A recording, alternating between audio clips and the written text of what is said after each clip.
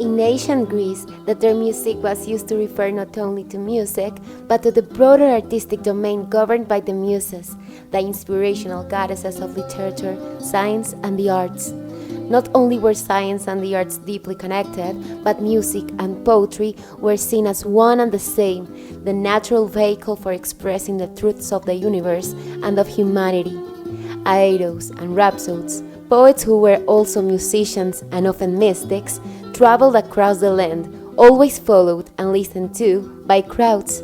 They wove tales of gods, heroes, and the mysteries of the human heart with lyres, flutes, and lutes, participating in the mathematics of the universe and the language of the gods through their tales and music.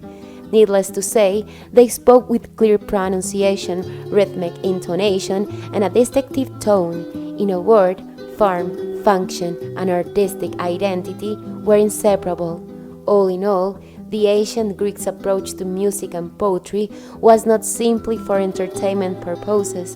It was a philosophical exercise and a profoundly human lesson tied to the very nature of life itself and its relationship with the cosmic mysteries and enigmas that surround us in our daily lives.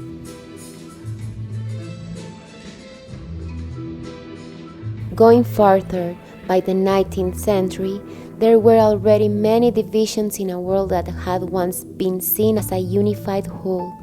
Not only had music and poetry become two distinct disciplines, but science and technology were now considered the only paths to truth, something we now understand was a blessing in disguise. Art and life began to drift apart.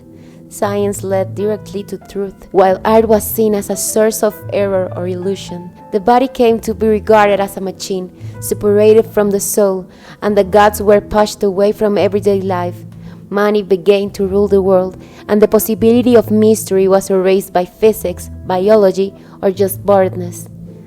Poets became outcasts, tormented souls or lunatics whose words were treated as amusing or odd remarks, rather than deep truths about the mysteries of the world, the universe, the human spirit, or the mathematics and rhythm of cosmic order. They no longer played the lute or the flute, but burned the midnight oil writing books, often alone in their rooms, struggling to get published and barely able to pay the rent.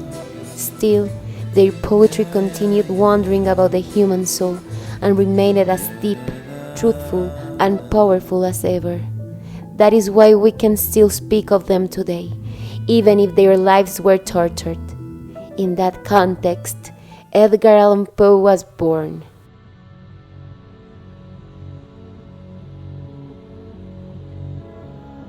Edgar Allan Poe, known as the first American poet, was born in 1809 in Baltimore. He lived a troubled and anguished life, had a haunted soul, and died frozen in the snow after falling drunk. But he was still a poet, which means that he was still a mystic, and he knew the deep mysteries of the human soul and had the rhythm and the tone to share them with a world who couldn't hear him. He wrote over 70 short stories and wrote 50 poems, essays, and philosophical prose poems exploring themes of death, madness, and the uncanny, while his poetry was marked by musicality, melancholy, and romantic obsession, blending literature with psychological and metaphysical depth. There's a recurring question in all his works. Have you ever thought that this life you're living in is an illusion? Have you ever felt like a ghost of the past shaping or haunting today's world? Have you felt the horror of something that's both there and not there, familiar yet strange?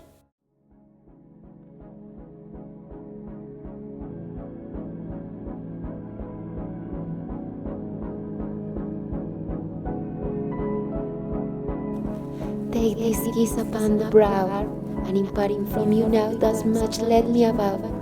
You are not wrong who deem that my days have been a dream. Yet if hope has flown away in a night or in a day, in a vision or unknown, is it therefore the less gone? Oh, that we see or seem is but a dream within a dream. I stand amid the roar of a surf tormented shore, and I hold within my hand grains of the golden sand, How few yet how they creep through my fingers to the deep, while I weep, while I weep. Oh God, can I not grasp them with a tiger clasp? Oh God, can I not save one from the perilous wave? Is all that we see or seem but a dream within a dream?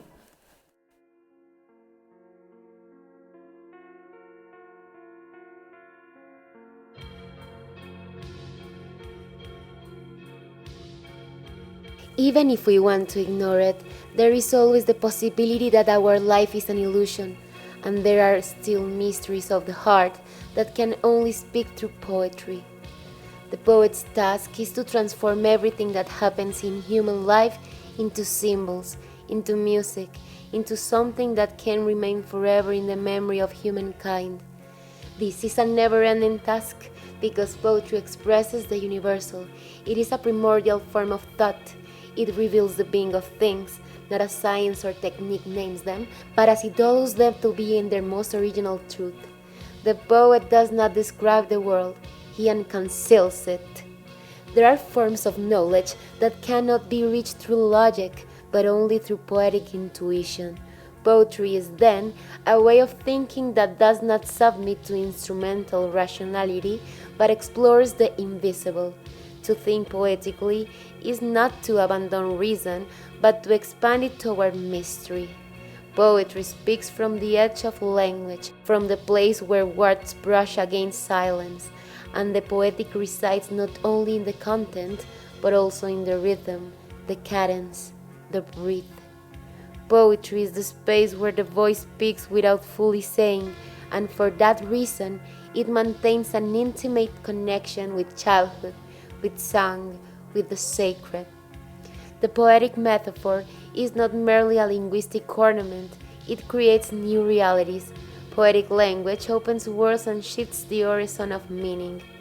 The poet is a figure akin to the mystic, one who keeps alive the sense of mystery and imagination in a world disenchanted by science and technique. Poetry does not describe reality, but invents it to make it bearable. How much do you embrace poetry every day? The ball is in your court.